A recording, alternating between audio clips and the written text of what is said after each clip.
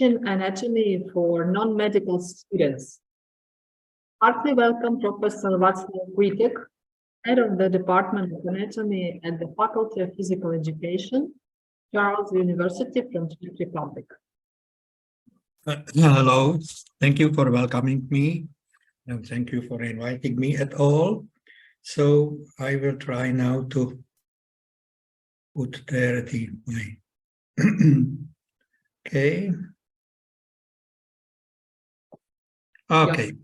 Okay, so I would like to speak about the teaching a little bit. It's not about the science that much.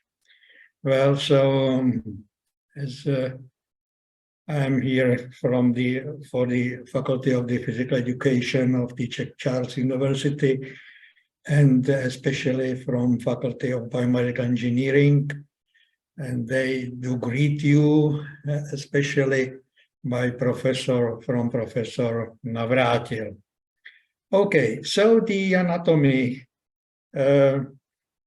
is the human anatomy still one of the main subjects for non-medical students or is not?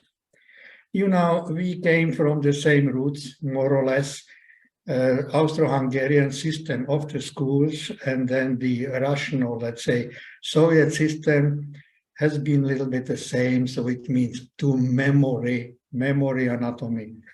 But the present students are completely different and we have to adopt it to their needs. At present, we teach the coaches of different sports, having about 300 students of coaching. Then we teach the physical education teachers. There are about 60 students, physiotherapists, another 60. And then the Faculty of Biomedical Engineering, they have their health rescuers. The health rescuers, these people they can study up to masters, as logically the physiotherapists. Well, and by physical education, this is practically similar, but a little bit different situation. After the breakdown of the communist regime, it blasted somehow the system into many subjects. So suddenly started to be taught, for example, psychology in sport, ethics in sports, management in sport, etc. And the basic subjects, anatomy and physiology, went down. So we had to fight whether these subjects are useful or not useful. Some coaches, they really pushed us to some very basic situation. Now the reality is so that we agreed, well, the anatomy and physiology is still the base for the people. They have their working place as a human body practically, or the human body is a working place for them. But the present students, as I mentioned, are completely different. On the other hand, the students now, they have complete access to many books. They can study from systematic anatomy. They can study from ebook. They can sometimes use as well some YouTube video. But the problem is, this is mostly systematic anatomy, which describes everything which has been discovered during the last, let's say, 150 years. And additively, what is it? The systematic anatomy. Well, the systematic anatomy is nowadays not useful for our students. I was used to teach the anatomy for the medical students, where we taught, of course, huge amount of the anatomy. But for the students of sport, of health rescuers, etc., you need to really tailor it to their needs. Recently, I have been to Germany in a sports university in Köln. And as well there, they limited the amount of hours for the students down to 20 hours per week. So in those 20 hours per week, you have to get all the needed subjects. So therefore, the amount of the anatomy, physiology, but many other subjects slowed down or has been declining. But so what we have to teach, for example, for the people of physical education. We try to get some still medical doctors to teach it.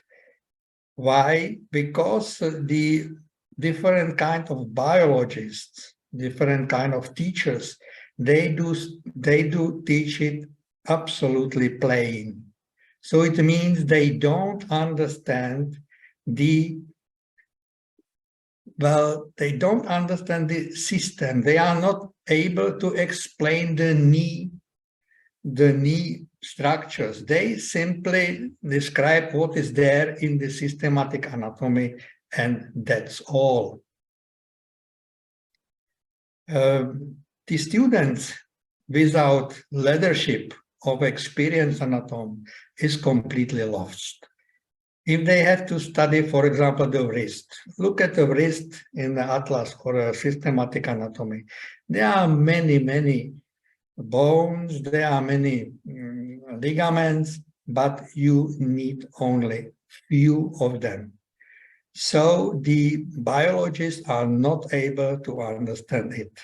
Therefore, we don't wish to have them for teaching.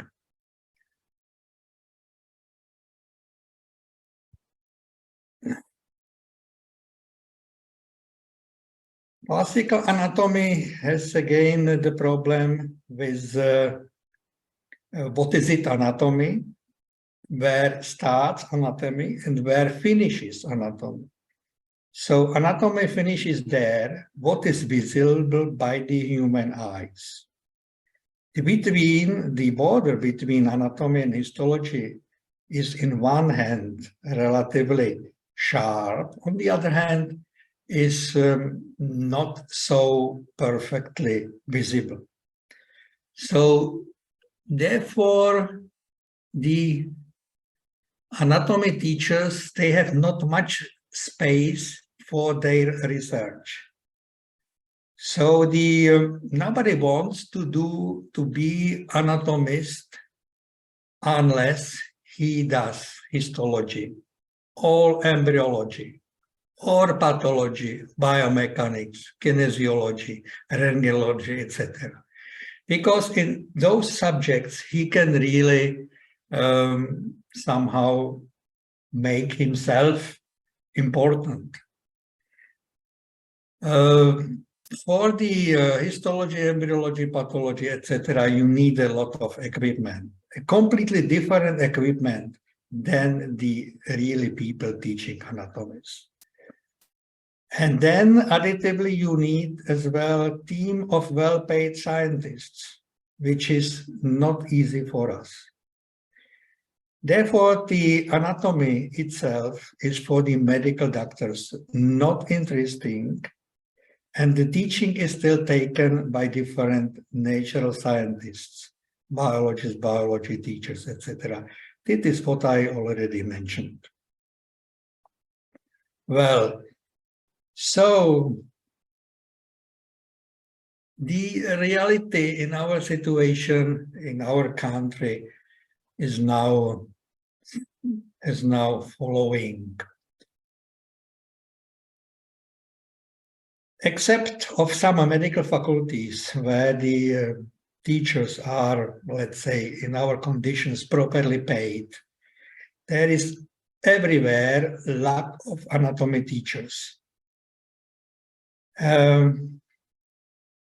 But what can we do with it?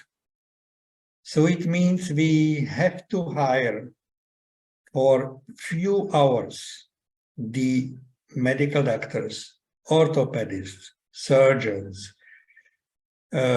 people from rentgenology, etc. They have to teach anatomy which is tailored to the special needs of the students. Everybody knows physical education teacher needs another anatomy than health rescuer. The amount of the teaching hours needs to be limited, mostly declined. We dropped down from two lectures, 2 hours lecture in a week, and 2 practical seminars in a week, down to 2 lectures a week, and seminar is always every second week, so we don't have that many seminars. The topics to the students should be explained as simply as it is possible and for the students understandable. Unfortunately, we have many students, they didn't got the biology during their previous studies. So I can say a little bit, if I aggravate it a little bit, we have students, they don't know what is it a cell. And they study physical education because to be accepted to the physical education, it means to swim 100 meters, to run a distance limit, to be able dribbling, etc. Well, in general, anatomy shouldn't be a bogeyman for students anymore, not in the medical faculty, nor here. So, but on the other hand, they need to have it as a loved source of information, of some basic information, as we now agreed some years ago with a physiotherapist and anatomist, that we will teach it as best as we can. Well, teach it, but the hours will remain as it is. So how we tried to solve it, this problem? Now I will describe the situation in physical education. So once again, the physical education is taught 1 semester only instead of 2 semesters, simply because we don't have the hours. Lectures last 1.5 hours a week and contain all parts of anatomy. So it means from the skeletal system over the digestive system and the heart, etc. The seminars are 2 hours a week and 2 hours every second week. And we divided it into 3 parts. Into the skeletal system, where we still have enough real bones. So the students, they can really touch the bones, they can get the bones, they can study the bones whenever they wish. So it means they can come once a week, and the clerk here opens them the lesson, the classroom, you know, and they can study their bones. Then the second part, so it means 4 hours of skeletal system, 4 hours of muscular system is the muscular system. For the muscular system, we were able to preserve still biological material. So the real material of cadavers, which is prepared and which is fixed anatomically. So we have the upper extremity, we have the lower extremity, we have a part of trunk, so the students can really be in touch with it. This needs to be with the teacher, of course. Well, and then as a third part, we bought an anatomical table. This anatomical table is a special device, I would say, I would describe as a flat computer, where we practically can explain and the student can say the function of inner organs. It shows the heart beating, it shows the breathing, it shows the peristalsis. Well, so these are our bones. There is nothing special, of course. We have a lot of them. We have a skull, everything. We have a part of the bodies. Well, this is the upper and the lower extremity. Well, the students can see it during the, and this is, and the third is our anatomical table. Here is it switched off, but at the table here you have in the size of the body, the complete body, you can open it in layers, and you can see there the heart rate or the pumping of the heart, you know, the systola, diastole, the spread of the blood into the body, etc., etc. Even some peristalsis there visible. Even there is visible some peristalsis of the ureters. Well, so it's useful, but this is because it's expensive. Well, it costs more than $100,000 costed it. So therefore, we can use it only with a teacher, as the students can't come voluntarily and study from it. So it would be my short explanation what we did with our anatomy, what was possible at all and what is possible at all. I mean, the situation is everywhere the same, as I know. So once again, thank you for your invitation. And I hope that the war will finish soon and you will be a part of Erasmus, and I will be happy to welcome anybody of you as an exchange teacher in our department. So thank you very much and goodbye to Kyiv. Yeah, Professor VACLAV, thanks a lot for sharing your experience.